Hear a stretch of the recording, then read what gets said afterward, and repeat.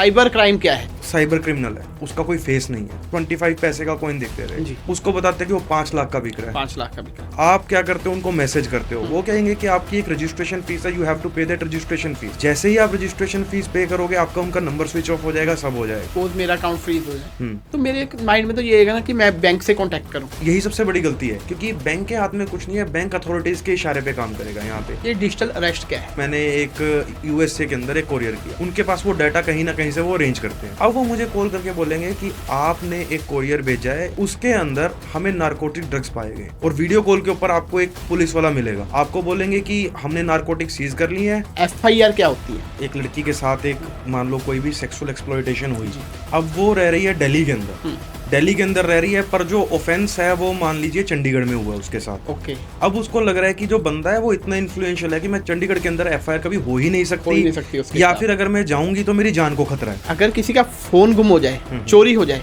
तो उसको first step क्या लेना चाहिए? पुलिस के पास जाना चाहिए? अपने यहाँ पे 2 वर्ड यूज करें, एक चोरी हो जाए और दूसरा गुम हो गुम हो जाए। जाए। दोनों में बिल्कुल अलग अलग है। क्वेश्चन ये आता है कि FIR रिकॉर्ड हो सकती है? आम बंदा ये बात बोलता है कि फोन गुम हो गया, मैं FIR करवाने जा रहा FIR हूँ। कराने। आंसर इज नो, FIR हो ही नहीं सकती। तो क्या बांग भी NDPS में आती है? Hi friends, welcome again, welcome to podcast with Vashishtha. तो ये पॉडकास्ट है खास क्योंकि होने वाली है वकालत की बात। जी हाँ, कानून के दावपेच आज हम डिस्कस करेंगे। उसके अलावा इंश्योरेंस कैसे वर्क करती है, कैसे क्लेम वर्क करते हैं, या कैसे कानून के अंदर हम अपने फंडामेंटल राइट्स को देख सकते हैं, कैसे अप्रोच कर सकते हैं कानूनी प्रक्रियाओं को। तो इसके लिए आज हमारे पास स्पेशली पहुंचे high court and supreme court से एडवोकेट मिस्टर अक्षित मेहता जी, जिनसे हम ये सारे सवाल जवाब करने वाले हैं और अपनी नॉलेज को बहुत ही ज़्यादा बढ़ाने वाले हैं। आइए स्वागत करते हैं। हाय अक्षित मेहता जी, सबसे पहले आपका स्वागत है हमारे पॉडकास्ट विद वशिष्ठ के अंदर। Thank you so much sir कि आपने अपना इतना प्रीमियम टाइम हमारे लिए निकाला, क्योंकि देखो अवेयरनेस की सबको ज़रूरत है। बिल्कुल। और आप, मैंने देखा है सोशल मीडिया पे भी काफ़ी अवेयरनेस की वीडियोस डालते रहते हैं, अवेयर करते रहते हैं हमारी पब्लिक को, तो इसीलिए हमने आपको स्पेशली आज इनवाइट किया है। Thank you so much for inviting. तो सबसे पहले, जैसे मैंने बोला, अवेयरनेस की वजह से आप काफ़ी फेमस हो, ठीक है, सोशल मीडिया पे। तो सबसे पहले लोगों के माइंड में होता है कि साइबर क्राइम क्या है, साइबर क्राइम कैसे काम करता है। देखो, अगर हम लॉ की बात करते हैं, साइबर क्राइम कहीं पे भी डिफाइन नहीं है, डिफाइन ही नहीं है। कहीं भी डिफाइन नहीं है साइबर क्राइम। लेकिन अगर हम बात करें एक साइबर क्राइम है क्या, फॉर एग्जांपल आजकल हम देखा जाए सब कुछ टेक्नोलॉजी पे है। आज हम पॉडकास्ट पे बात कर रहे हैं, ये भी ऑनलाइन हो रहा है। अब फॉर एग्जांपल मैं एक एग्जांपल नरेट करता हूँ कि मुझे एक पॉडकास्ट के लिए इनवाइट आता है। मुझे ये बोला जाता है कि आपको पॉडकास्ट आना है, आपको एक स्पेसिफिक फीस देनी है जी। उस पॉडकास्ट पे आने के लिए। अब वहां से क्या होगा कि मैं उसको कुछ पेमेंट करता हूँ। यहाँ पे एक ऑनलाइन मीडियम के थ्रू हम जा रहे हैं। जी। जहां पे भी ऑनलाइन मीडियम आ गया, वहीं पे साइबर क्राइम हो गया। अब किसी भी छोटी बड़ी पेमेंट से कोई लेना देना, कुछ भी पेमेंट हो, आप 1 रुपए की पेमेंट की बात कर रहे हैं, 1 रुपए पेमेंट के साथ अगर ऑनलाइन का टच आ जाता है, दैट इज साइबर क्राइम। जैसे कि OLX के थ्रू साइबर क्राइम होते हैं। जी। ठीक कई है, लोग सामान बेचते हैं, सामान बेचते हैं उसके थ्रू। जैसे मैं अब आपको एक प्रेवलेंट क्राइम बताता हूँ जो OLX के थ्रू चल रहा है। आजकल क्या हो रहा है कि बहुत सारी कॉइन से रिलेटेड, एंटीक कॉइन से रिलेटेड OLX के ऊपर लिस्टिंग मिलेंगी जी, आपको। ऐसे जी। केसेस हमारे पास बहुत हैं। जी। उसके अंदर वो क्या करते हैं कि एक पर्टिकुलर कॉइन होगा जो कि जैसे मान लो हम 25 पैसे का कॉइन देखते थे, जी। उसको बताते हैं कि वो 5 लाख का बिक रहा है। 5 लाख का बिका है। 5 लाख का बिक रहा है। आप क्या करते हो, उनको मैसेज करते हो, वो कहेंगे कि आपकी एक रजिस्ट्रेशन फीस है, यू हैव टू पे दैट रजिस्ट्रेशन फीस। ओके। जैसे ही आप रजिस्ट्रेशन फीस पे करोगे, आपका उनका नंबर स्विच ऑफ हो जाएगा, सब हो जाएगा। अब यहाँ पे एक ऑनलाइन ट्रांजेक्शन के थ्रू सारा हुआ, that is a cyber crime. सही। लेकिन वो 1 रुपये ट्रांसफर करने से होगा क्या? होगा ये होगा कि अब उसमें होता क्या है, मैं आपको बेसिकली अगर मैं बताऊं कि एक साइबर क्रिमिनल है, उसका कोई फेस नहीं है, उसका फेस कभी हमें शो भी नहीं होता। सिर्फ और सिर्फ मोबाइल नंबर्स होते हैं, जिस मोबाइल नंबर पे हम बात कर रहे होते हैं, UPI IDs होती है या फिर बैंक अकाउंट डिटेल्स होती हैं।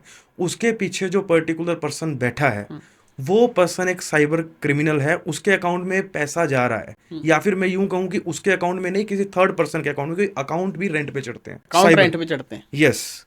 साइबर क्राइम के अंदर होता क्या है, जैसे फॉर एग्जांपल एक मजदूर बंदा है जो 500 रुपए की दिहाड़ी कर रहा है। जी। अब 500 रुपए की दिहाड़ी कर रहा है, उसे ये बोला जाए कि तेरे को 5,000 रुपये पर मंथ दिया जाएगा, तूने कुछ नहीं करना, सिर्फ आधार कार्ड, पैन कार्ड, ये सारी चीजें मुझे ला के दे, तेरे नाम पे अकाउंट होगा, हमारा एक बिजनेस है, उसकी पेमेंट्स आया करेंगी और तूने हमें वो विड्रॉ करके देनी है। Okay. That's it. Cyber crime का मोडस ऑपरेंडी ये है।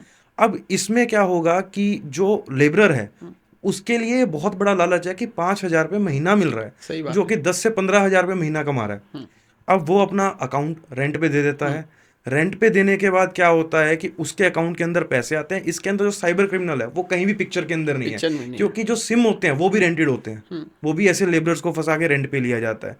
तो उसी सिम से कॉल आएगा, उस अकाउंट के अंदर रिसीव होगा, कैश ट्रांजेक्शन निकाल ली जाएगी या फिर फर्दर आगे किसी और अकाउंट में ट्रांसफर करी जाएगी।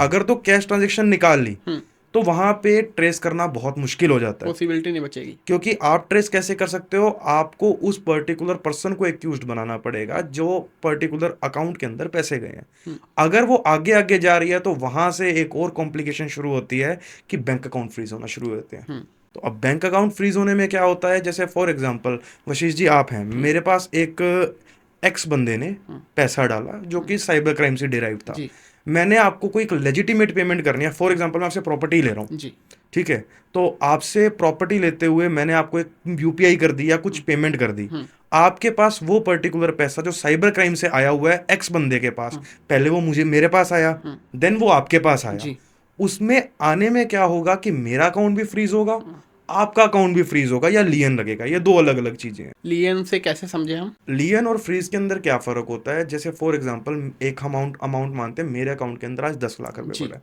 और मेरे अकाउंट में 1,000 रुपए ही एक फाइनेंशियल फ्रॉड का पैसा आता है। जी, अगर मेरे अकाउंट में 1,000 रुपए आ रहा है, हम्म, अगर वो पर्टिकुलर 1,000 रुपए ब्लॉक हो रहा है, दैट इज कॉल्ड एज लियन। लियन। लेकिन अगर 1,000 रुपए आने से मेरे 10 लाख ही पूरे फ्रीज हो गए हैं, हम्म, तो उसको कहा जाता है कि आपका अकाउंट फ्रीज हो गया। तो मतलब ये है कि चाहे मेरे अकाउंट में लाख रुपए पड़ा है, चाहे 10 लाख पड़ा है, अगर 10 रुपए भी किसी के ऐसे इलीगल हम्म फ्रॉड वाले आ गए तो मेरा पूरा अकाउंट भी ब्लॉक हो सकता है। बिल्कुल पॉसिबिलिटी है। हालांकि इसके ऊपर अभी जनवरी या फरवरी के अंदर नई एसओपीज आई हैं, बट एसओपीज कभी बाइंडिंग नहीं होती। उसके अंदर ये कह रखा है बैंक्स को कि जब भी आपको कोई, क्योंकि ये क्या करते हैं, पुलिस अथॉरिटी रिक्वेस्ट भेजती है जी, कि आपको ये पर्टिकुलर अमाउंट आई है, आपको इस अकाउंट को फ्रीज करना है, लियन करना है। तो अभी डायरेक्टली एसओपीज ने ये बोला है बैंक को कि आपको फ्रीज नहीं करना है, उस पर्टिकुलर अमाउंट पे लियन करना है। बट एसओपीज कभी भी ये लॉ नहीं होता। लो नहीं। वो एक स्टैंडर्ड ऑपरेटिंग प्रोसीजर है कि आपको ये चीज करनी है, अगर नहीं करी तो उसका भी कोई कॉन्सिक्वेंस नहीं है। तो इस वजह से आज भी लोगों के अकाउंट बहुत ज़्यादा फ्रीज हो रहे हैं और उसके लिए फिर वो बैंक जाते हैं, जो कि बिल्कुल ही गलत तरीका है, क्योंकि बैंक के पास पावर ही नहीं है बैंक अकाउंट को अनफ्रीज करने क्योंकि की। देखो एक कॉमन पर्सन का तो यही है ना, सपोज मेरा अकाउंट फ्रीज हो जाए, हम्म मैंने कहीं किसी को यूपीआई किया या यूपीआई या पैसा आया मेरे पास, हम्म तो मेरा अकाउंट फ्रीज हो गया, हम्म तो मेरे माइंड में तो ये आएगा ना कि मैं बैंक से कांटेक्ट करूं। बिल्कुल।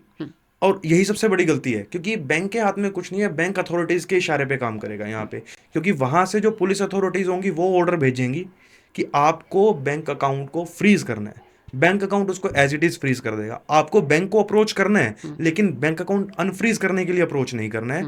आपको जाना है बैंक के पास डॉक्यूमेंट कलेक्ट करने के लिए कि आपको कौन से थाने ने या कौन सी पुलिस अथॉरिटी ने आपको फ्रीजिंग के लिए बोला है। कोई इसका पूरा प्रोसेस क्या है? इसका पूरा प्रोसेस ये है कि मान लो आज मैं मानता हूं कि मेरा अकाउंट फ्रीज हो गया, तो सबसे पहले मुझे क्या करना होगा, मुझे बैंक के अंदर जाके डॉक्यूमेंट्स कलेक्ट करने होंगे कि किस वजह से मेरा फ्रीज हुआ है, रीजन क्या है? रीजन क्या है। तो वो आपको बताएंगे कि इस पर्टिकुलर अथॉरिटी ने आपका अकाउंट फ्रीज करवाया है, उसका एक ऑर्डर होता है, वो आपको ऑर्डर देंगे। ठीक है। अब वो आपको ऑर्डर देंगे, अब या तो आपके पास होगा कि आप बैंक को ही रिप्रेजेंटेशन लिखते रहोगे, जो कि जनरली एक आम पर्सन कर रहा है, जो कि बिल्कुल गलत है। बिल्कुल बिल्कुल कर। इसके लिए सबसे बेस्ट रेमेडी जो है article 226 of the constitution of India, आपको हाई कोर्ट अप्रोच करना चाहिए। ओके। हाई कोर्ट अप्रोच करने पे क्या होगा, आपका अकाउंट फ्रीज हो गया। जनरली हाई कोर्ट क्या करता है कि हाई कोर्ट समझता है आपके पास 1,000 रुपए या 2,000 की ट्रांजेक्शन आई है, जी। वो आपको जो डॉक्यूमेंट्स निकालोगे उसके अंदर पता लग जाएगा।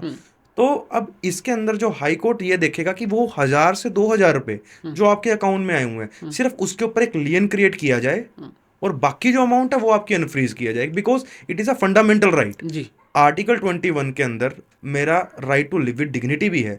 अगर फॉर एग्जाम्पल कि मेरे सारे के सारे पैसे ही फ्रीज हो जाते हैं, हाउ वुड आई सर्वाइव। सही बात है। तो इस वजह से आपको हाई कोर्ट अप्रोच करना चाहिए। यानी कि कहीं और अप्रोच मत करो, सीधा बैंक जाओ। हाँ। उसके बाद एडवोकेट से कांटेक्ट करो जी। और हाई कोर्ट जी। की तरफ जाके आप अपना अकाउंट को अनफ्रीज कर सकते हैं। मेरे पास ऐसे ऐसे केसेस भी आए हैं सर कि अभी रिसेंटली क्या हुआ था, एक बंदे ने लोन ले रखा था, उसकी ईएमआई कटती थी 20 से 25 हजार ठीक है। महीने की। तो एक दिन पहले ही उसका पूरा का पूरा अकाउंट फ्रीज हो गया। ठीक है। अब अकाउंट फ्रीज होने पे क्या होगा, नेक्स्ट डे उसकी जो ईएमआई उसके अकाउंट के साथ अटैच है वो बाउंस हो जाएगी। वो बाउंस हो गई। अब उसका सिबिल भी गया। हम्म। ठीक है, उसका सिबिल गया, क्योंकि एक बाउंस होते हैं सिबिल बिल्कुल क्रैश करेगा। बिल्कुल। ठीक है, अब क्वेश्चन ये आता है कि उसकी क्या गलती है, उसने एक लेजिटिमेट करियाना का काम था उसका, उसने करियाने की पेमेंट रिसीव करी है, कोई उससे करियाने का सामान खरीद के गया था, ग्रोसरी खरीद के गया था, ठीक है। अब वहां पे वो विक्टिमाइज्ड हुआ, तो हमने हाई कोर्ट में अप्रोच किया। हाई कोर्ट के अंदर जाते ही जो बेंच के मैटर लगा था, जो जज साहब के लगा था, वो भी समझे कि लेजिटिमेट बिजनेस है, इसके पास एक पेमेंट आई है और यूजुअली उसके बैंक ट्रांजेक्शन चल रही थी, जी पेमेंट आती थी यूपीआई के थ्रू, तो उसके जो पर्टिकुलर 2 से 2,500 की अमाउंट थी उसके ऊपर लियन क्रिएट करके उसका सारा का सारा जो अमाउंट था वो रिलीज कर दिया गया। तो इस तरीके से उसको रिलीफ मिलेगी। यस। तो जैसे हम साइबर क्राइम की बात कर रहे हैं, तो इसमें आज एक बहुत बड़ा वर्ड है डिजिटल अरेस्ट। ये डिजिटल अरेस्ट क्या है? डिजिटल अरेस्ट एक्चुअल में कुछ भी नहीं है, ये साइबर क्रिमिनल्स की बनाई हुई एक टर्म है। लीगली डिजिटल अरेस्ट नाम की कोई चीज नहीं है, बट इसका मोडस ऑपरेंडी क्या है हमें ये समझना जरूरी है। कि मेरे पास एक कॉल आता है कि फॉर एग्जांपल उनके पास क्या होता है, डाटा होता है। डेटा होता है। डाटा कैसे होगा कि अब मैंने एक कोरियर किया, हम्म, मान लो मैंने एक इंटरनेशनल कोरियर किया, मैंने एक यूएसए के अंदर एक कोरियर किया, जी। उनके पास वो डाटा कहीं ना कहीं से वो अरेंज करते हैं, Arrange। कोरियर कंपनी के साथ भी या कैसे भी करके, क्योंकि उनका वो मोडस ऑपरेंडी है। अब वो मुझे कॉल करके बोलेंगे कि आपने एक कोरियर भेजा है इस फलाने फलाने एड्रेस के ऊपर और उसके अंदर हमें नारकोटिक ड्रग्स पाए गए हैं, जी। और वीडियो कॉल के ऊपर आपको एक पुलिस वाला मिलेगा जिसके ऊपर, और मोस्टली ये नंबर होते हैं +92 से शुरू होते हैं, जो कि पाकिस्तान का नंबर है, राइट।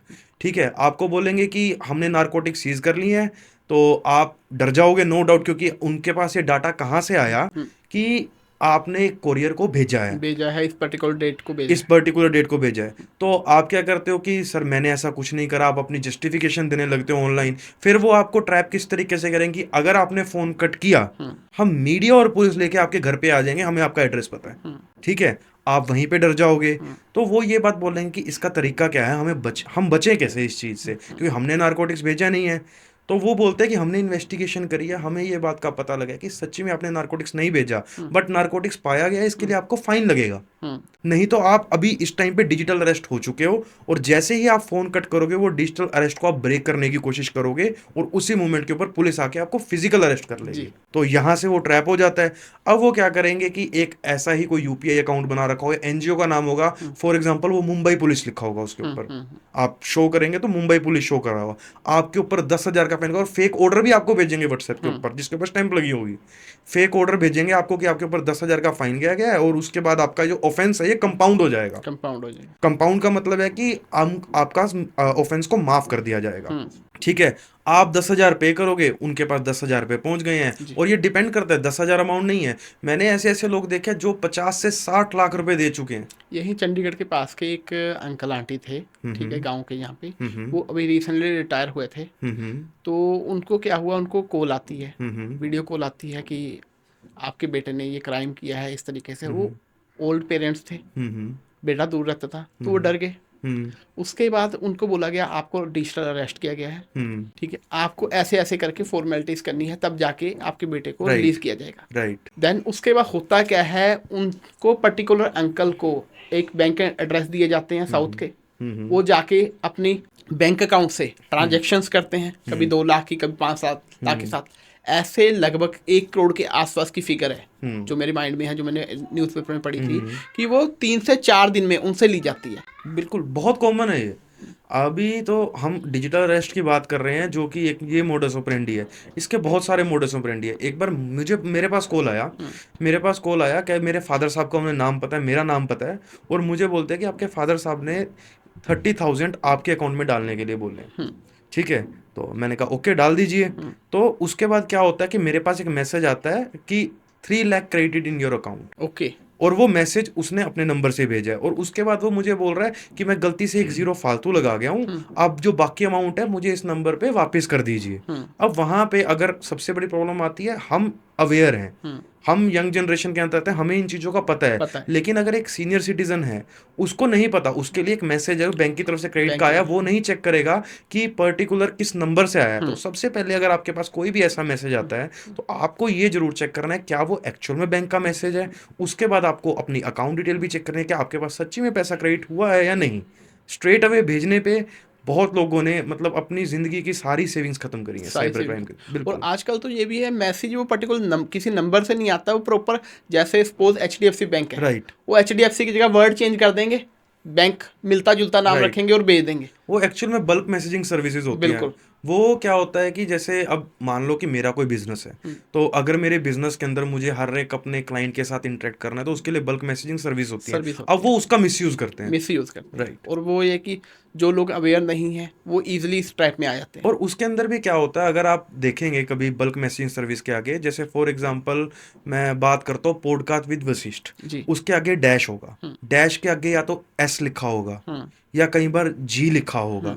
तो वो हर एक चीज डिनोट करती है, G for government, G for government, S for service. जी। तो वो चीज भी आपको देखना बहुत इंपॉर्टेंट है लास्ट के अंदर, कि वो पर्टिकुलर जो चीज है वो मैसेज आ कहाँ से रहा है। सही बात है, यानी कि नॉलेज होना बहुत जरूरी है। बिल्कुल, आपको हर चीज़ की नॉलेज होना जरूरी है, बिकॉज आजकल साइबर क्राइम इतना ज़्यादा बढ़ गया है।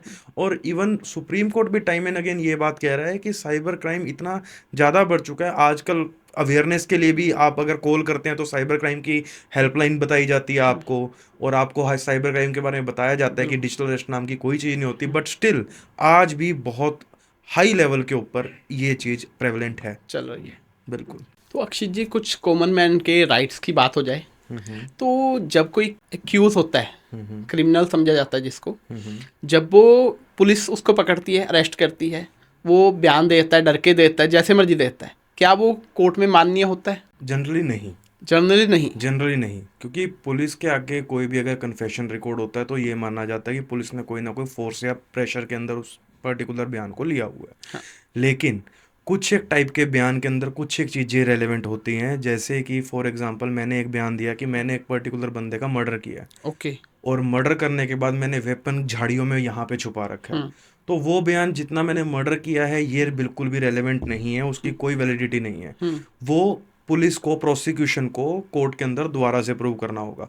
लेकिन जो रिकवरी हुई है एक पर्टिकुलर ऑफ वेपन की, मर्डर वेपन की, वो पर्टिकुलर जो पॉइंट है वो रेलेवेंट है। उस पर्टिकुलर पॉइंट को कोर्ट के अंदर दोबारा से प्रूव करना पड़ेगा, बट उसकी एविडेंशियरी वैल्यू है। लेकिन ये है कि जो सबूत मिला है, हाँ, उसकी कहीं ना कहीं वैल्यू है। राइट। वो उसको कोर्ट मान्य मानेगा। बिल्कुल। और लेकिन जो कन्फेस कर लिया, उसने बयान दे दिया, उसकी उतनी अहमियत नहीं रहती। नहीं, उसकी वैलिडिटी नहीं रहती। जिसके अंदर एक काफ़ी फेमस केस भी है, Agnu Nagesia versus state of Bihar. Okay. उस केस के अंदर हुआ क्या था कि एक बंदे ने मर्डर किया था।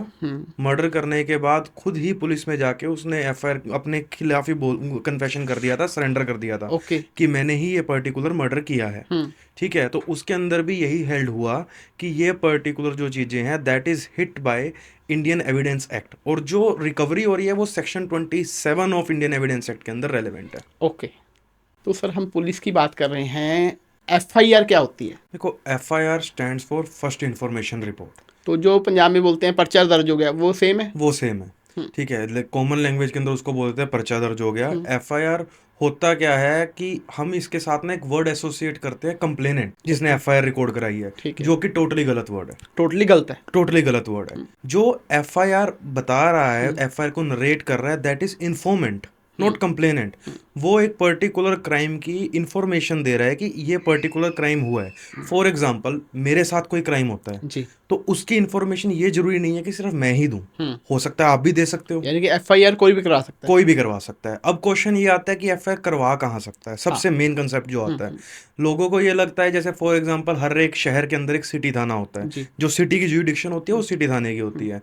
अब ये जो प्रिंसिपल है, एक जीरो एफआईआर का कंसेप्ट होता है। जीरो एफआईआर के अंदर क्या होता है, कुछ क्राइम्स के अंदर जहां पे ऐसा लगता है जैसे क्राइम अगेंस्ट विमेन है जी, ठीक है, क्राइम अगेंस्ट विमेन के अंदर आप एक लड़की के साथ एक मान लो कोई भी सेक्सुअल एक्सप्लॉयटेशन हुई, अब वो रह रही है दिल्ली के अंदर, दिल्ली के अंदर रह रही है, पर जो ऑफेंस है वो मान लीजिए चंडीगढ़ में हुआ है उसके साथ। ओके। ठीक है, अब उसको लग रहा है कि जो बंदा है वो इतना इन्फ्लुएंशियल है कि मैं चंडीगढ़ के अंदर एफआईआर कभी हो ही नहीं सकती, या फिर अगर मैं जाऊंगी तो मेरी जान को खतरा है। तो वो दिल्ली के अंदर भी किसी भी थाने के अंदर जाके एफआईआर रिकॉर्ड करवा सकती है। उसको हम बोलते हैं जीरो एफआईआर। यानी कि दो तरीके से एफआईआर मैं समझ पा रहा हूँ कि हो सकती है। एक तो जहाँ पे क्राइम हुआ है, एक जहाँ के आप रेजिडेंट है। रेजिडेंट, मैं कह रहा हूँ रेजिडेंट होना भी जरूरी नहीं है।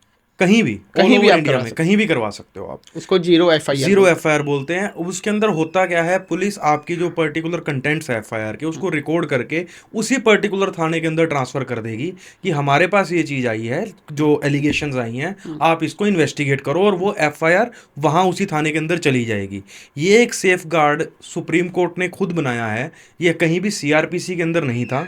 लेकिन अब जो नए कानून आए हैं जिसको हम बीएनएसएस बोलते हैं, जी बीएनएसएस के अंदर इसको पूरे अच्छे से रिकॉग्नाइज कर रखा है कि जीरो एफआईआर भी हो सकती है। हो सकती है। जी। तो अक्षय जी, अगर किसी का फोन गुम हो जाए, चोरी हो जाए, किसी ने चोरी कर लिया, ये गुम हो गया, तो उसको फर्स्ट स्टेप क्या लेनी चाहिए? पुलिस के पास जाना चाहिए? देखो, बहुत अच्छा क्वेश्चन है, और आपने यहाँ पे दो वर्ड यूज करे हैं, एक चोरी हो जाए और दूसरा गुम गुम हो हो जाए। जाए, दोनों में बिल्कुल अलग अलग है, दोनों अलग अलग चलेंगे? दोनों अलग अलग चलेंगे। जाना आपको पुलिस के पास ही है दोनों केसेस के अंदर, लेकिन जहां पे चोरी हो गया आप जाके एफआईआर रिकॉर्ड कराओगे, किस सर्कमस्टांस के अंदर चोरी हुआ है, पुलिस इन्वेस्टिगेट करेगी। एक क्रिमिनल भी होगा उसके अंदर, जिस पर्टिकुलर बंदे ने उस चीज को चोरी करा किया। है, उसकी अरेस्ट भी हो सकती है और उसके खिलाफ प्रॉपर केस चलेगा। जी। लेकिन जहां पे गुम हुआ है वहां पे तो कोई क्रिमिनल नहीं है, वो तो या तो आपकी लापरवाही से हुआ है या किसी भी तरीके से गुम हुआ है, तो वहां पे कोई क्रिमिनल नहीं है। तो क्वेश्चन ये आता है कि एफआईआर रिकॉर्ड हो सकती है? आम बंदा ये बात बोलता है कि फोन गुम हो गया, मैं एफआईआर करवाने जा रहा एफआईआर हूँ। करानी? आंसर इज नो, एफआईआर हो ही नहीं सकती। उसके अंदर डीडीआर होगी, जिसको हम बोलते हैं डेली डायरी रिपोर्ट। ओके।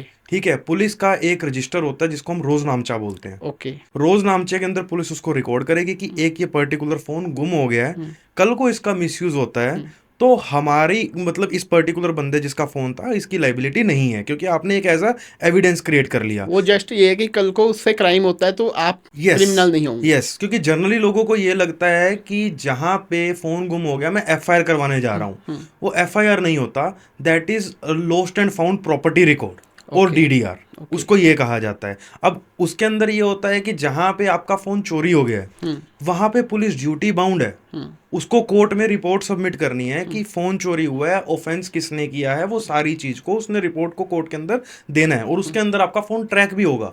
लेकिन डीडीआर के अंदर कई बार ऐसा देखा गया है कि वो ट्रैक नहीं होता, और जो फोन गुम हो गया वो गुम ही हो गया। और एक टेंडेंसी और भी है पुलिस की, अगर आप फोन चोरी होगा तो वो डीडीआर रिकॉर्ड करेंगे। ओके। वो डीडीआर ही रिकॉर्ड करते हैं जनरली, चोरी पे भी जनरली वो आपसे क्या करते हैं कि आपसे एप्लीकेशन इस तरीके से लिखवा लेंगे कि आपको ये शो करेंगे कि फोन गुम हो गया है, क्योंकि उससे उनको इन्वेस्टिगेशन करनी पड़ेगी। अब फॉर एग्जांपल मेरा फोन 10,000 का फोन है मेरी, मान लेते हैं, तो चंडीगढ़ के अंदर गुम हो गया। अब वो बंदा बिहार के अंदर फोन को लेके चला गया या महाराष्ट्र लेके चला गया, कोई भी किसी भी स्टेट में चला गया, तो पुलिस को इन्वेस्टिगेशन करने के लिए वहां तक जाना पड़ेगा, वहां उसको ढूंढना पड़ेगा जहां चोरी का केस है। तो मतलब वहां पे एक्सपेंस बचाने के लिए कई बार ये देखा जाता है कि डीडीआर एक्सपेंस तो जो ट्रैवल अलाउंसेस होते हैं देखो पुलिस को सब मिलते हैं, उसके अंदर वो अलग चीज है।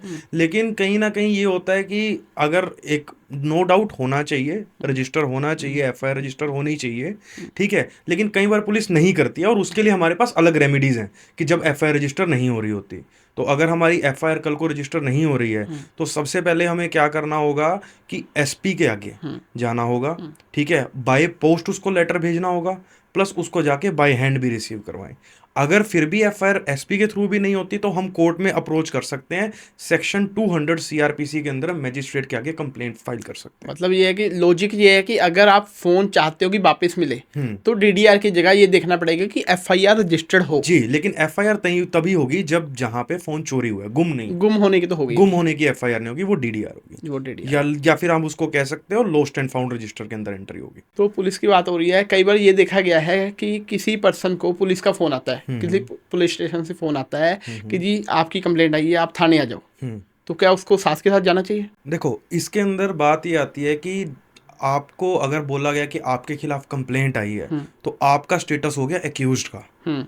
एक्यूज यानी कि अब आप वहां पे जाएंगे तो पुलिस हो सकता है आपको जाते ही अरेस्ट भी कर ले, जाते ही अरेस्ट भी कर ले, और आपको भी पता भी नहीं है कि पर्टिकुलर आपके खिलाफ क्या चीज है। तो ऐसी सिचुएशन के अंदर आपको सबसे पहले एक अच्छे क्रिमिनल लॉयर को कंसल्ट करना चाहिए, क्योंकि जब भी पुलिस आपको बुलाएगी उसको एक नोटिस देना पड़ेगा, जिसको हम सीआरपीसी के अंदर सेक्शन 41A का नोटिस कहते हैं। ओके, मतलब फोन पे पुलिस नहीं बुला सकती? नहीं, फोन पे नहीं बुला सकती, आपके पास ऑफिशियल एक नोटिस सर्व होगा, उस नोटिस से आपको बुलाया जाएगा। और उसके बाद भी मैं आपको ये सजेस्ट करूंगा, अगर आप ग्राउंड्स ऑफ, सबसे पहली बात तो आपका एक लीगल राइट है, आप पूछोगे कि what are the grounds, okay, क्या केस है मेरे ऊपर, तो नोटिस के ऊपर वो सारी डिटेल्स लिखी होती हैं। तो आप उससे ऑनलाइन, जैसे आप हरियाणा में है तो हरियाणा की वेबसाइट है एफआईआर डाउन करने, हरियाणा पुलिस की, पंजाब का है, किसी भी स्टेट का है, हर एक की डाउन है। आप एफआईआर नंबर से जाके डाउनलोड कीजिए एफआईआर को ओके। कि भाई ये एफआईआर मेरे खिलाफ हुई है।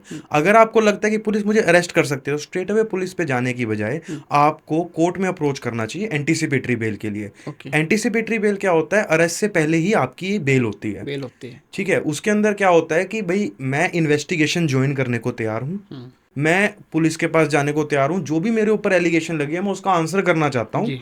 मुझे पुलिस अरेस्ट ना करे। ना करे। तो कोर्ट उसके अंदर क्या कहता है कि इन्वेस्टिगेशन ज्वाइन करने के ऑर्डर कर सकती है, जिसके अंदर आप पुलिस के पास जाएंगे, आपसे जो सवाल जवाब करना है करेगी, लेकिन पुलिस आपको कस्टडी में नहीं लेगी और आपसे बेल बॉन्ड भरवा दिए जाएंगे। तो मतलब अगर फ़ोन आता है तो पहले आप पुलिस वालों से पूछ सकते हो कि आप किस लिए मुझे बुला रहे हो, पहले आप क्लियर करो। यस, ये आपका राइट है। यस। मैं ये मानता हूँ कि जहाँ पे देखो पुलिस के पास दो तरह के लोग जाते हैं, एक कंप्लेनेंट जाता है या इन्फॉर्मेंट जिसको हम बोले, जिसने पर्टिकुलर कोई एफआईआर रजिस्टर करवाई है, जिसके साथ कोई गुनाह हुआ है, जी। या फिर जिसने गुनाह किया है उसके ऊपर ये एलिगेशन लगी है। ये दो लोग जाते हैं।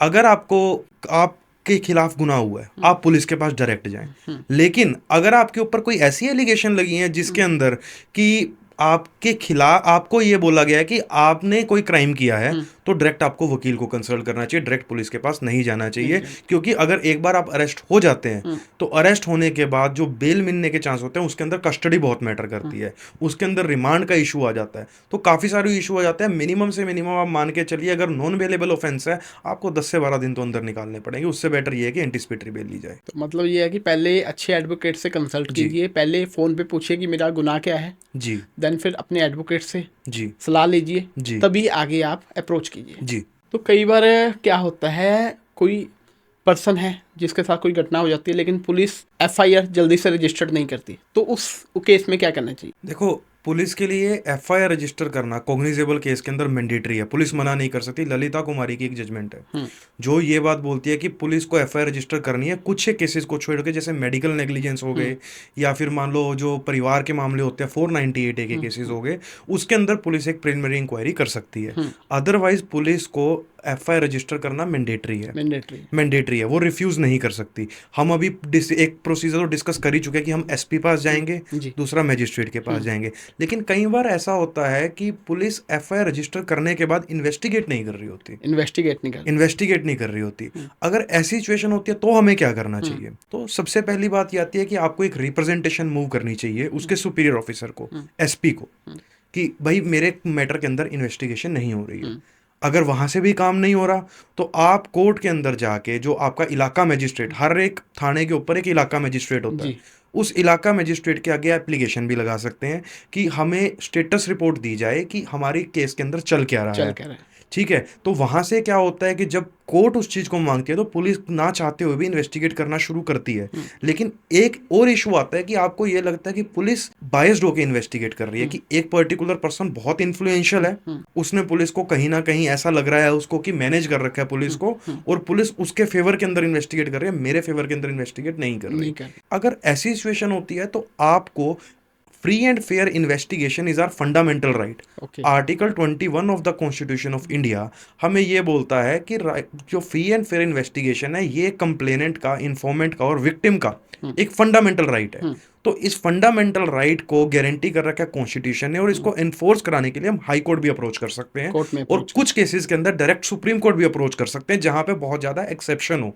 लेकिन सुप्रीम कोर्ट जनरली, अगर आप बोलोगे, जनरली एंटरटेन नहीं करेगा, आपको डायरेक्ट हाई कोर्ट ही जाना चाहिए। लेकिन कई बार ऐसा होता है कि बहुत ही एक्सेप्शनल केस हो, डायरेक्ट सुप्रीम कोर्ट भी उस पर हम जा सकते हैं, अप्रोच कर सकते हैं और अपने केस को रफ्तार से आगे बढ़ा सकते हैं। रफ्तार से, या यूं कहें कि हम ये कह सकते हैं कि हम आईओ चेंज करवा सकते हैं। ठीक है, अगर हमें ये लग रहा है कि कोर्ट को भी ये लग रहा है कि कहीं ना कहीं इन्वेस्टिगेशन सही से नहीं हो रही है, या फिर ऐसे केसेस भी हुए हैं कि जहां पे कोर्ट ने एसपी को ही डायरेक्ट कर दिया कि आप ही इसको इन्वेस्टिगेट करोगे, इस पर्टिकुलर केस को।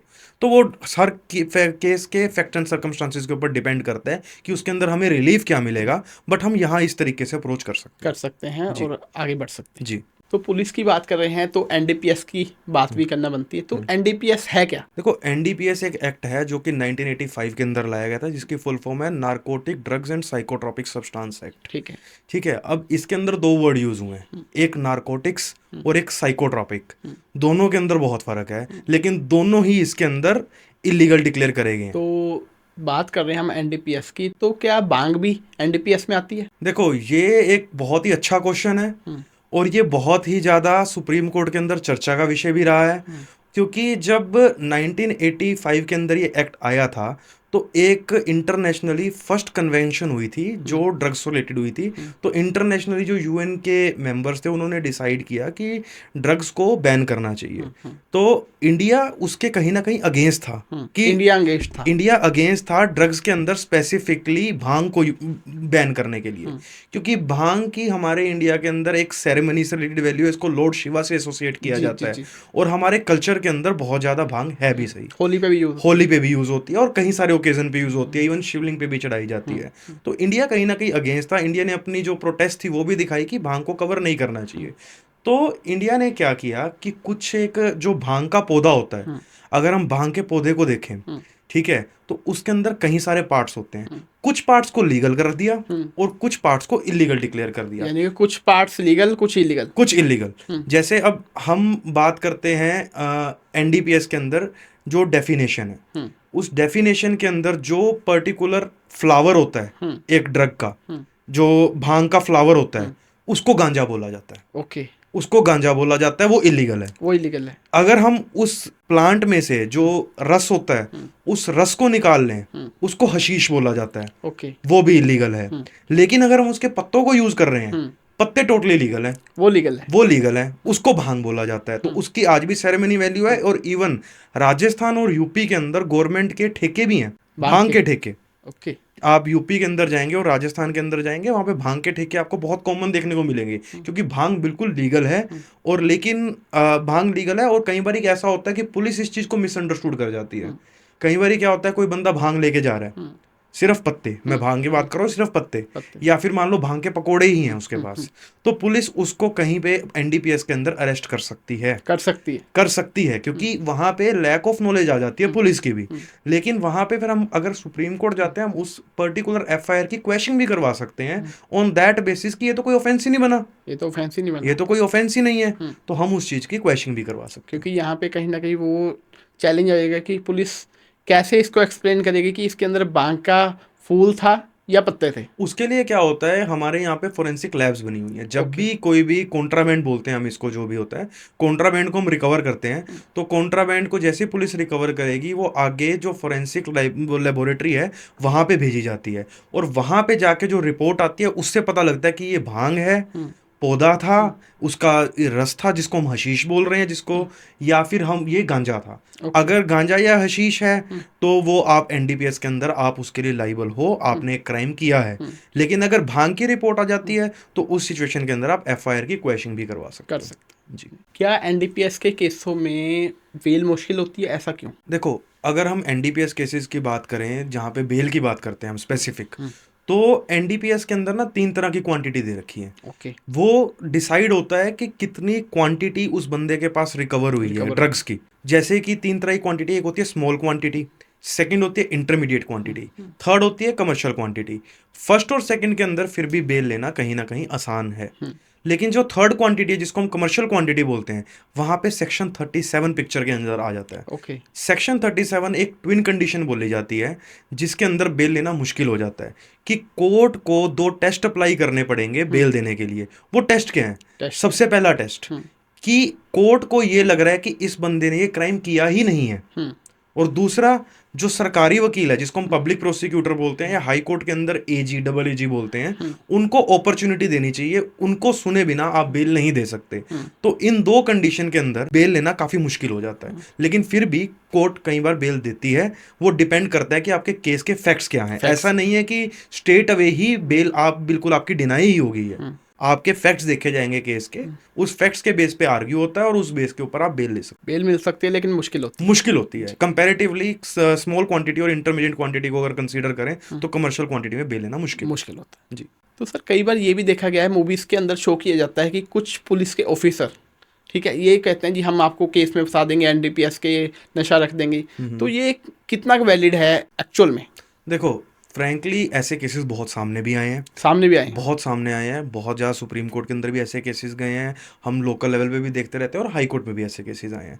लेकिन अब जब से बीएनएसएस, बीएनएस और बीएसए आया है जो कि हमारे न्यू क्रिमिनल लॉ हैं, ये अब पुलिस के लिए बहुत मुश्किल हो गया। मुश्किल हो गया कारण क्योंकि इसके अंदर जब भी हम सर्च एंड सीजर की कोई भी प्रोसीडिंग कर रहे हैं, पुलिस वाला कोई भी सर्च एंड सीजर करेगा, उसको वो पर्टिकुलर क्लिप फोन के अंदर रिकॉर्ड करनी पड़ेगी और उसको एक ई साक्ष्य नाम की ऐप है पुलिस के पास, उसके अंदर उसको अपलोड करना पड़ेगा और परमानेंटली वो वीडियो सेव हो जाती है। ओके। पहले क्या होता था, जब जैसे टेक्नोलॉजी इतनी एडवांस नहीं थी तो पुलिस ये चीज कर सकती थी, लेकिन अब वीडियो रिकॉर्डिंग होने की वजह से कहीं ना कहीं पुलिस के लिए ये चीज मुश्किल हो गई है। तो मतलब पहले कोई ना कोई ऐसे ऑफिसर होते थे जो किसी को फंसाना चाहते थे, वो कर सकते थे, लेकिन बिल्कुल। आज की डेट में ऐसा नहीं है। आज की डेट में मुश्किल है, मुश्किल है। मुश्किल है। तो सर अगर बात करें, पोक्सो एक्ट क्या है? पोक्सो एक्ट है जिसको हम बोलते हैं the protection of children from sexual offences act. Okay. ये एक्ट बनाया गया 2012 के अंदर, जिसके अंदर ये है कि कोई बच्चे के साथ अगर कोई सेक्सुअल एक्सप्लॉयटेशन होती है तो वो इस एक्ट के अंदर पिनलाइज्ड है। ओके। राइट। तो जैसे इसके अंदर सिर्फ बच्चियां ही प्रोटेक्ट होती हैं या बच्चे भी? दोनों प्रोटेक्ट होते हैं। जनरली लोगों को ये लगता है कि पोक्सो सिर्फ और सिर्फ एक बेटी लड़की पे। ही विक्टिम हो सकती है उसके अंदर, लेकिन इसके अंदर लड़का भी विक्टिम हो सकता है। अगर आप 16 साल के लड़के के साथ कोई सेक्सुअल इंटरकोर्स के अंदर इंडल्ज हो रहे हो और कोई लड़की है, लड़की 18 से ऊपर है, तो वो भी वहां पे एक क्रिमिनल है। उसको एज अ, अगर मान लो सेक्सुअल इंटरकोर्स है तो उसको एग्रावेटेड पेनिट्रेटिव सेक्सुअल असॉल्ट माना जाएगा उसको। ओके, तो लड़की को एक्यूज्ड माना जाएगा। लेकिन आज के टाइम में सर जो देखा गया, आज की हमारी दुनिया में 16-17 साल के लड़के भी लव अफेयर में पड़ जाते हैं, तो कौन गलत है कौन सही है? देखो कौन सही है या गलत है इस डिबेट में नहीं जाते, एक बार कानून की बात करते हैं। सबसे पहली बात ये आती है, दोनों क्राइम कर रहे हैं। दोनों क्राइम कर रहे हैं क्योंकि एज ऑफ कंसेंट हमारी 18 साल है पोक्सो के हिसाब से। 18 साल से नीचे ना बच्चा और ना ही बच्ची, दोनों कंसेंट देने के लिए कैपेबल नहीं होते। अब इसके अंदर बहुत ज़्यादा लिटिगेशन हो चुकी है, आजकल ऐसे केसेस बहुत कॉमन हो चुके हैं जिसके अंदर 16-17 साल के लड़के हैं और दोनों लव अफेयर के अंदर कोई ना कोई सेक्सुअल इंटरकोर्स के अंदर इंडल्ज होते हैं और कोर्ट तक केस पहुंचता है। तो उसके लिए अपने सुप्रीम कोर्ट ने भी बहुत बार ये रिकमेंडेशन दी है कि एज ऑफ कंसेंट को रिड्यूस करके 18 से 16 करना चाहिए। ओके। क्योंकि आज के टाइम के अंदर, क्योंकि जैसे जैसे सोशल मीडिया या फिर मान लीजिए कि वेस्टर्नाइजेशन का इम्पैक्ट हमारे इंडिया के ऊपर आ रहा है, तो एज ऑफ कंसेंट कम हो चुकी है कहीं ना कहीं। बहुत ही कॉमन है, बहुत सारे केसेस ऐसे अनरिपोर्टेड भी जाते हैं पोक्सो के अंदर, जहां पे किसी का सेक्सुअल इंटरकोर्स हुआ है 18 साल से नीचे, लेकिन वो कभी पिक्चर में आता ही नहीं है। लेकिन जो हम ऑफिशियल स्टैट्स भी देखते हैं, ऑफिशियल स्टैट्स भी इतने ज़्यादा हैं कि सुप्रीम कोर्ट ने बहुत बार ये बात बोली है, लॉ कमीशन को रिकमेंड भी करा है, लॉ कमीशन ने अब कमेटीज़ भी बनाई हैं और सरकार को भी ये बात बोली है कि आप इस कानून के अंदर संशोधन करके 18 से 16 की एज करी जाए। तो अगर कल को किसी बच्चे के साथ गलत होता है, दुष्कर्म होता है, तो उसके पेरेंट्स को सबसे पहले क्या करना चाहिए? देखो सबसे पहली बात ये आती है कि वो बच्चा है। सबसे पहले तो मैं एक चीज मानता हूँ कि पेरेंट्स की रिस्पॉन्सिबिलिटी है कि साइकोलॉजिकली उसको संभालें, और उसके बाद जो भी वहाँ पे जिस एरिया में वो रहते हैं वहाँ के विमेन जो पुलिस स्टेशन है वहाँ जाके उसको रिपोर्ट करें, एक प्रॉपर एफआईआर लॉन्च करवाएं।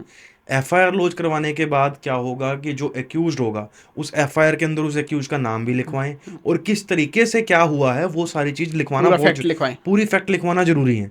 क्योंकि अगर किसी का गलत हुआ है, कल को यही जो पर्टिकुलर चीज है ग्राउंड ऑफ एक्विटल भी बन जाता है कि अगर पूरी चीज नहीं लिखी हुई तो वहां पे आप एफआईआर रिकॉर्ड करवाएंगे, पुलिस इन्वेस्टिगेट करेगी, अगर उनको मतलब इन्वेस्टिगेशन में उसको अरेस्ट भी करेगी, उसको इंटेरोगेट करेगी, इंटेरोगेट करने के बाद जो केस है वो चलेगा जी। तो सबसे पहला स्टेप यही है कि जो हुआ है वो एक्चुअल पुलिस में जाके एफआईआर करवाएं जी। तो ऐसा ही पोक्सो का कोई केस आपके पास आया हो, आपने किया हो? एक बहुत ही मतलब एक्सेप्शनल केस है, मैंने सुप्रीम कोर्ट में वो आर्ग्यू किया था। उसके अंदर हुआ क्या था कि मैं लड़की का नाम डिस्क्लोज नहीं करूंगा, हम मान लेते हैं कि लड़की का नाम प्रिया है एक बारी के लिए, एक ये चेंज नेम है। तो प्रिया 13 साल की थी, उसका एक बॉयफ्रेंड था 13 साल की उम्र में, और ये 2013 की बात है। ठीक है। अब होता क्या है कि उनका लव अफेयर होता है, लड़का जो होता है लड़की को भगा के ले जाता है, भगा के ले जाते हैं। भगा के ले जाता है। और लड़का उस टाइम पे मेजर था, ठीक है। 18 साल से ऊपर था, भगा के ले गया। एफआईआर रिकॉर्ड होती है, एफआईआर के अंदर क्या होता है, लड़की जो 164 की स्टेटमेंट होती है वो लड़के के फेवर के अंदर देती है। ठीक है। लड़के के फेवर के अंदर देती है कि मैं कंसेंट के साथ गई थी, लेकिन कंसेंट मैटर नहीं करती, जो हमारी डिस्कशन हो चुकी है।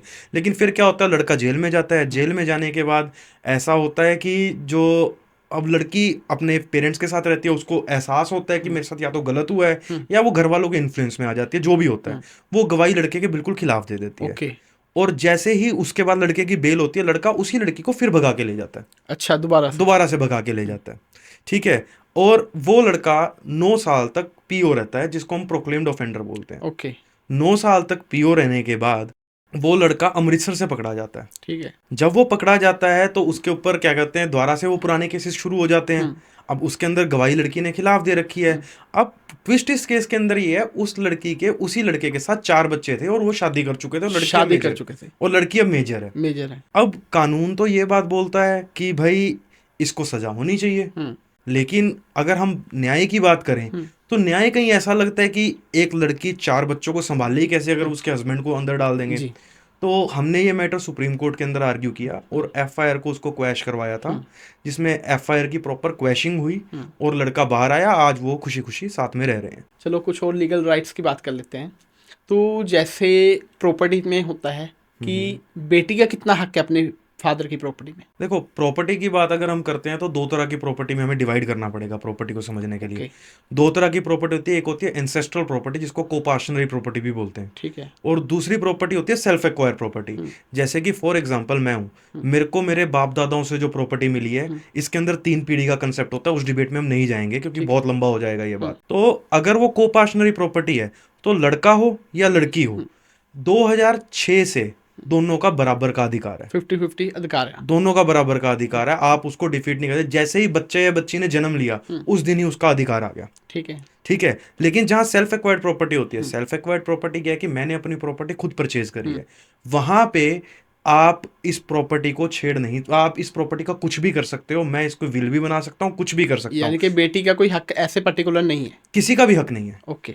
हक किसी का भी नहीं है। मेरे मरने के बाद अगर मैं वसीयत नहीं बना के गया तो हक जनरेट होता है, अदरवाइज किसी का कोई हक नहीं है। तो अगर किसी ने वसीयत नहीं बनाई, उनकी डेथ होगी, सेल्फ एक्वायर्ड प्रॉपर्टी थी, हाँ, तो वो इंटरस्टेट प्रॉपर्टी मानी जाती है। और हिंदू सक्सेशन एक्ट के हिसाब से अगर लड़का हिंदू है और अगर मुस्लिम है तो मुस्लिम के पर्सनल लॉज हैं, उसके हिसाब से प्रॉपर्टी डिवोल्व हो जाएगी। तो अगर किसी के एंसेस्ट्रल प्रॉपर्टी है तो उसमें किसका हक है? अगर एंसेस्ट्रल प्रॉपर्टी है तो उसके अंदर लड़का लड़की दोनों का हक है, जो भी उनको बोला जाता है कोपार्शनर मैटर नहीं करता लड़का है या लड़की है, दोनों ही कोपार्शनर हैं आफ्टर द अमेंडमेंट ऑफ 2006।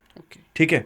तो अब पॉइंट ये आता है कि कई बार क्या होता है कि एक लैक ऑफ नॉलेज कह लो या कुछ कह लो कि एंसेस्ट्रल प्रॉपर्टी है, बंदे उसकी वसीयत कर जाते हैं कि मैं सिर्फ बेटे के नाम करूंगा या सिर्फ बेटी के नाम करूंगा, या फिर मान लो मैं किसी ट्रस्ट में दान कर रहा हूँ, तो उस सिचुएशन के अंदर विल की भी कोई वैलिडिटी नहीं है, कोई वैलिडिटी नहीं है, चैलेंज किया जा सकता है। उसको विल को चैलेंज किया जाएगा और उस विल को सेट असाइड भी करवाया जा सकता है। बस आपको ये प्रूव करना है कि ये पर्टिकुलर प्रॉपर्टी एंसेस्ट्रल प्रॉपर्टी है, और जैसे ही ये प्रूव हो जाता है आपका हक कोई नहीं छीन सकता, आपकी कोई वसीयत भी नहीं छीन सकती, कुछ भी नहीं हो सकता। अगर बात करें चेक बाउंस की, तो काफ़ी केसेस सामने आते होंगे आज आपके भी, तो ये किस तरीके से वर्क करता है? अगर किसी ने किसी को चेक काटा, ए ने बी को चेक काटा और वो बाउंस हो गया, तो बी के पास क्या क्या रास्ते हैं? देखो, अगर चेक बाउंस हो जाता है, मान लो कि आपने मुझे चेक दिया और मेरा चेक बाउंस हो गया, तो मेरे पास क्या रास्ते हैं? सबसे पहले मुझे आपको लीगल नोटिस भेजना होगा। लीगल नोटिस के बाद एक स्टिपुलेटेड टाइम होता है, उस टाइम फ्रेम के अंदर आपको कंप्लेंट फाइल करनी है, जो आपका 138 का मुकदमा शुरू हो जाएगा। ओके। ठीक है। अब 138 का मुकदमे को बहुत ही मिसअंडरस्टूड किया जाता है। लोगों को ये लगता है कि एक सिविल केस है जिसके अंदर मैं पैसे की रिकवरी कर रहा हूँ, पर 138 सिविल केस नहीं है। ये क्रिमिनल केस है। ये क्रिमिनल केस है। आपने 138 का ऑफेंस कमिट करा है चेक ऐसा देके जो कि बाउंस हो सकता है। ठीक है। इसके अंदर आपको 2 साल तक की सजा और डबल अमाउंट ऑफ चेक आपको पे करना पड़ सकता है उस पर्टिकुलर पर्सन को जिसका वो चेक था। कई बार ये भी देखा गया है कि मैंने चेक नहीं काटा, मेरा चेक मिसप्लेस हो गया, किसी ने डुप्लीकेट साइन किए, मेरा नोन है, कोई भी है, ऐसे केस में उसने चेक किसी थर्ड पर्सन से लगा दिया या खुद लगा दिया अमाउंट भर के, तो उस केस को कैसे हैंडल करते हैं? उस केस के अंदर क्या होता है, नो डाउट आपके खिलाफ कंप्लेंट तो होगी, जैसे चेक बाउंस होगा। अब ये जो पॉइंट हैं ये सारे डिफेंस के पॉइंट हैं। अगर हम ये बात प्रूव कर देते हैं कि चेक हमने असल में इशू किया ही नहीं है और ये पर्टिकुलर चेक का मिसयूज हुआ है, तो उसमें आप बाहर हो जाओगे उस केस से, कोई इशू नहीं है, आपको कोई सजा नहीं होगी, आप एक्विटल हो जाओगे। यानी कि घबराने की जरूरत नहीं है। हाँ, अगर आपका गुम हुआ है, बट आपको उसके लिए एविडेंसेस देने पड़ेंगे, एविडेंस देने पड़ेंगे, Evidence लड़ाई तो देने लड़नी पड़े- पड़ेगी। लड़ाई लड़नी पड़ेगी। और दूसरी बात, यहाँ पे रिवर्स बर्डन ऑफ प्रूफ काम करता है। अगर फॉर एग्जांपल मैंने एक चेक काटा, चेक काटने के बाद क्या होता है कि मेरे चेक का मिसयूज होता है, जी, तो ये चीज मुझे प्रूव करनी पड़ेगी कि भाई मेरे चेक का मिसयूज हुआ है। कोर्ट ये बात मान के चलेगी कि आपने जो चेक काटा है वो आपने कोई पेमेंट करने के लिए काटा है, जिसको हम बोलते हैं लीगली रिकवरेबल डेट को आपने सेटिस्फाई करने के लिए करा है। तो कोर्ट ये बात मान के चलेगी, आपके ऊपर प्रूफ है, वो बहुत मुश्किल हो जाता है करना। कई बार होता है जैसे मैंने किसी को सिक्योरिटी चेक दे दिया, मैंने उसको पेमेंट भी कर दी, लेकिन वो कहता जी चेक गुम हो गया, तो सिक्योरिटी चेक किस किस को दिया जा सकता है, क्या वैल्यू रहती है उसकी? देखो, सिक्योरिटी चेक की फुल वैल्यू है। एपीएक्स फॉरेक्स करके एक जजमेंट है सुप्रीम कोर्ट की, जो ये कहती है कि सिक्योरिटी चेक भी एक नॉर्मल चेक की तरह ही है। अगर मान लो फॉर एग्जांपल मैंने 50,000 की सिक्योरिटी का चेक दे रखा है और वो सिक्योरिटी मैंने दे रखा है कि पर्टिकुलर सामान मेरी कस्टडी में है, अगर वो नुकसान हुआ तो मैं ये चेक लगा दूंगा। बिल्कुल। आप ये डिफेंस नहीं ले सकते कि मैंने ये चेक इसको 50,000 देने के लिए नहीं दिया था। आपका वो जो चेक है वो सिक्योरिटी चेक में आपको सजा भी हो सकती है, जो मैंने आपको भी ऑलरेडी बताई, और आपको डबल अमाउंट का कंपनसेशन भी पे करना पड़ सकता है। मतलब सिक्योरिटी चेक भी equal to actual check yes, रहेगा, दोनों में कोई फर्क नहीं है, आप यही मान के चलिए। तो ये बात हुई चेक्स की। तो अगर बात करते हैं रोड एक्सीडेंट्स की, किसी का रोड एक्सीडेंट हो जाता है, उसकी डेथ हो जाती है या वो जख्मी हो जाता है, तो वो क्लेम कैसे ले सकता है अपनी, जिसके भी उसने इंश्योरेंस ले रखा है उस कंपनी से? इसका जो आंसर है वो छुपा है इंश्योरेंस के अंदर। सबसे पहली चीज कि आप कभी नोटिस करो कि इंश्योरेंस का चालान कटता है, जी। तो दो तरह के इंश्योरेंस होते हैं, एक होता है फर्स्ट पार्टी इंश्योरेंस होता है, सेकंड होता है थर्ड पार्टी इंश्योरेंस। ठीक है, तो थर्ड पार्टी इंश्योरेंस क्या करता है, फॉर एग्जांपल मेरी एक गाड़ी है, मेरी गाड़ी किसी एक पर्टिकुलर पर्सन को ठोक देती है और उसको चोट लगती है या एक अनफॉर्चुनेटली बंदा एक्सपायर हो जाता है, तो उस सिचुएशन के अंदर थर्ड पार्टी जो इंश्योरेंस है वो कंपनसेशन देगा उस पर्टिकुलर पर्सन को। उसके लिए एमएसीटी के केसेस डाले जाते हैं, जो अपना एक मोटर एक्सीडेंटल क्लेम ट्रिब्यूनल हर डिस्ट्रिक्ट के अंदर बना हुआ है, उसके अंदर केस डाला जाता है और उसके अंदर असेसमेंट होती है, अगर डेथ हो गई है तो कितनी एज का बच्चा था, क्या उसकी कोई इनकम थी, अगर इनकम थी या स्टूडेंट था तो वो क्या पढ़ रहा था कि उसकी कितनी इनकम हो सकती थी। उसके अंदर हर एक चीज का ध्यान रखा जाता है कि फ्यूचर के अंदर वो कितने कमा सकता था। तो एक्सीडेंट क्लेम इस तरीके से देखे जाते इस तरीके से देखे जाते हैं, फ्यूचर के अंदर वो कितना कमा सकता था, उसके एक्सपेंसेस कितने थे, कितना वो करियर के अंदर ग्रो करता, हर एक चीज की कैलकुलेशन करके उसके बाद जो विक्टिम की फैमिली है, फैमिली को कंपनसेशन दिया जाता है जहां पे डेथ हो गई है।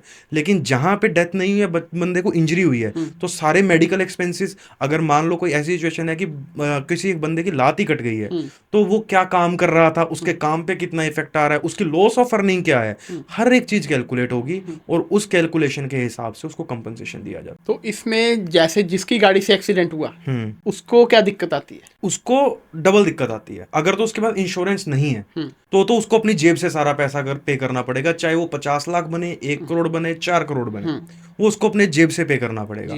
अगर उसके पास नहीं है, उसकी प्रॉपर्टी भी अटैच हो सकती है, ठीक है, इस चीज के अंदर। सेकेंड थिंग, उसके ऊपर क्रिमिनल प्रोसिक्यूशन भी खुलेगी। ओके, क्रिमिनल प्रोसिक्यूशन, अगर वो गाड़ी चला रहा है उसके ऊपर रैश एंड नेग्लिजेंट एक्ट की सेक्शंस भी लग सकते हैं। रैश एंड नेग्लिजेंट सेक्शन के अंदर उसको सजा भी हो सकती है, तो उसको डबल दिक्कत आती है जिसके साथ एक्सीडेंट हुआ। और अगर इंश्योरेंस थी फिर क्या दिक्कतें आएंगी? अगर इंश्योरेंस थी तो आपको सबसे पहली बात तो जो क्रिमिनल केस है वो तो आपको फाइट करना पड़ेगा। आपको ये बात प्रूव करनी पड़ेगी कि मेरी गलती की वजह से एक्सीडेंट नहीं हुआ। अगर आप ये चीज प्रूव कर देते हो तो आप एक्विटल हो जाओगे। लेकिन अगर ये चीज प्रूव हो गई कि आपकी गलती से एक्सीडेंट हुआ है तो आपको सजा भी हो सकती है। सजा भी हो सकती है, लेकिन क्लेम इंश्योरेंस कंपनी देगी। क्लेम इंश्योरेंस कंपनी देगी उस केस के अंदर जहां पे आपके पास थर्ड पार्टी इंश्योरेंस वैलिड है। तो जो भी विक्टिम है, जिसको कार एक्सीडेंट हुआ, उसको पैसा मिला क्लेम का, इंश्योरेंस से मिला, जहां मर्जी से मिला, तो क्या ये टैक्स फ्री होगा या टैक्स देना पड़ेगा? नहीं, ये टैक्स फ्री होता है क्योंकि ये कोई इनकम नहीं है। इनकम नहीं है, ये इनकम नहीं है, ये उसको कंपनसेशन दिया गया है कि आपका जो लॉस हुआ है उस लॉस का कंपनसेशन है। इसके ऊपर कोई टैक्स नहीं होता, ये टैक्स फ्री होता है। ये टैक्स फ्री रहेगा, ये बिल्कुल टैक्स फ्री होता है। अगर किसी ने इंश्योरेंस कराई है, इंडिया के अंदर सभी कराते हैं ज़्यादातर गाड़ियों की, तो एक्सीडेंट के बाद कितने परसेंटेज है जो आपको लगता है कि क्लेम मिलते हैं? देखो, जहाँ पे इंश्योरेंस की बात है, अब यहाँ पे दो बातें आती हैं। सबसे पहले फर्स्ट पार्टी इंश्योरेंस, एक थर्ड पार्टी इंश्योरेंस। हमारी डिस्कशन थर्ड पार्टी इंश्योरेंस चल रही है, पहले मैं उस एस्पेक्ट को टच करता हूँ। जी। थर्ड पार्टी इंश्योरेंस के अंदर आपको कुछ क्लेम नहीं मिलेगा इंश्योरेंस को। जिसका एक्सीडेंट हुआ है, जिसको चोट लगी है, उसको क्लेम मिलेगा। और वो क्लेम आप ये मान के चलिए कि आपको मिलेगा ही मिलेगा। बहुत ही कम चांस होता है, अगर नहीं मिल रहा आप केस डालते हो मोटर एक्सीडेंटल क्लेम ट्रिब्यूनल के अंदर। वो केस डालते हो तो अगर आप प्रूव कर देते हो एक्सीडेंट हुआ, मुझे चोटें लगी हैं, ये दो चीजें प्रूव करने के बाद वो क्लेम मिलेगा ही मिलेगा। मिलेगा। कई बार ऐसा भी होता है कि एक बंदे ने इंश्योरेंस प्रीमियम नहीं पे कर रखा और इंश्योरेंस पॉलिसी कैंसिल हो चुकी है। कई बार ऐसा भी होता है।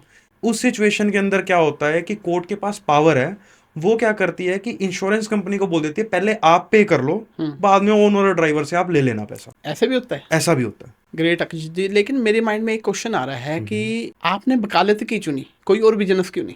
देखो, मैं जब 12th के अंदर था, 12th के अंदर मेरे मन में आया कि मुझे वकील बनना है। बहुत से लोगों ने मुझे ये बोला कि मतलब लो आप अच्छा जानते हो तो क्यों ना आप जज का एग्ज़ाम दो, जज का एग्ज़ाम भी आप क्रैक कर सकते हो। और मैंने एक बार दिया भी था तो मेरा कहीं ना कहीं क्रैक हो भी गया था। ओके। ठीक है, बट मेरा जो एक इंटरेस्ट है वो एडवोकेसी के अंदर है। उसके पीछे रीज़न ये है कि आप इतने लोगों से मिलते हो, इतने लोगों की आप प्रॉब्लम को समझते हो। और कई बार ही ऐसा होता है कि हम कई साइड्स को रिप्रेजेंट कर रहे होते हैं। कभी हमारे पास विक्टिम आता है रोता हुआ कि भाई मेरे साथ गलत हुआ, हमें वकील साहब बचाओ। कई बार एक्यूज आता है हमारे पास कि मुझे गलत फंसा दिया किसी ने। तो जो आप एक किसी ऐसे का पक्ष रख रहे हो, तो उसमें जो मुझे मजा आता है उसकी वजह से मैं वकालत के अंदर आया हूँ। तो मेन इंटरेस्ट था आपका, इसलिए आपने हाँ, ये लाइन चुनी। मेरा मतलब मुझे ऐसा लगता है कि मुझे वकालत के अलावा कुछ आता भी नहीं है। मुझे ऐसा लगता है कि मुझे वकालत के अलावा कुछ भी नहीं आता। अगर मेरे से वकालत छीन ली जाए तो मैं कुछ नहीं कर सकता ज़िंदगी में। ग्रेट अक्षय जी, आपने बिल्कुल दिल खोल के बातें की हैं हमारे इस पॉडकास्ट में, इसलिए ऑडियंस देख रही है अभी तक। और उनके कोई भी क्वेश्चन होंगे वो कमेंट्स के जरिए जरूर शेयर करेंगे। बिल्कुल सर। देन हम आपको दोबारा इन्वाइट करेंगे जो भी क्वेश्चन Sure, sir. होंगे। Thank you so much. Okay sir, thank you.